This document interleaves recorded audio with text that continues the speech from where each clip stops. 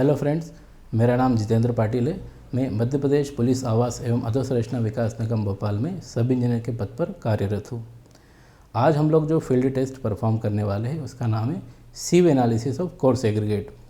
इस टेस्ट को gradation test के नाम से भी जाना जाता है।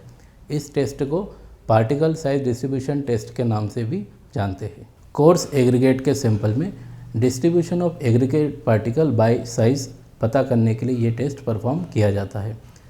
इस टेस्ट का इम्पोर्टेंस ये है कि different size of aggregate particle in proper proportion will result in dense and durable concrete. ये टेस्ट हम लोग कोर्स एग्रीगेट के लिए परफॉर्म कर रहे हैं। कोर्स एग्रीगेट का मतलब होता है कि जो IS 4.75 mm सीव से रिटेन हो जाए मटेरियल। कोर्स मटेरियल दो टाइप का होता है, एक होता है ग्रेडेड मटेरियल, एक होता है अनग्रेडेड मटेरियल।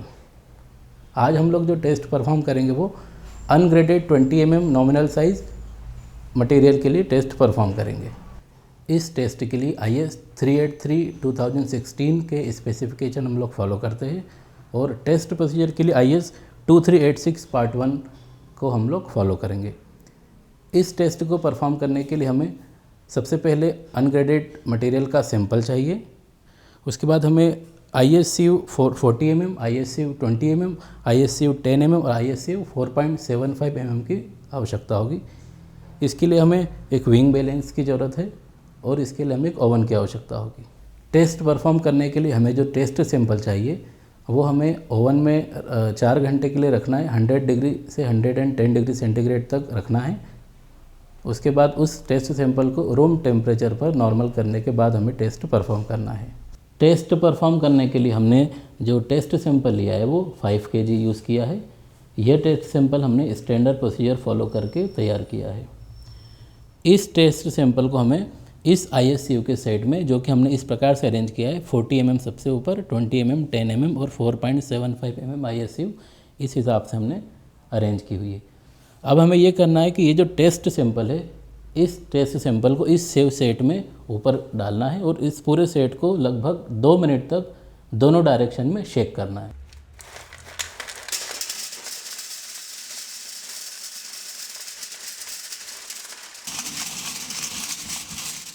अब हमें प्रत्येक सीव पर रिटेन्ड मटेरियल का वेट लेना है, फिर इससे cumulative percentage of weight retained पता करना है। इसके बाद इन्हीं वैल्यूज़ का उपयोग करके हमें percentage of weight passing through different sieve की वैल्यू निकालना है। ISCU 40 mm से हमारा सारा मटेरियल पास हो गया है। इस पर रिटेन मटेरियल का वेट 0 आया है।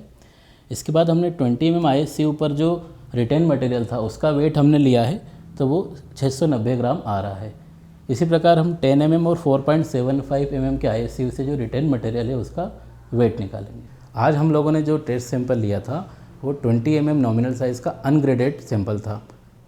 इस सैंपल के लिए जो स्टैंडर्ड वैल्यू होना चाहिए IS कोड के हिसाब से वो आप देख सकते हैं।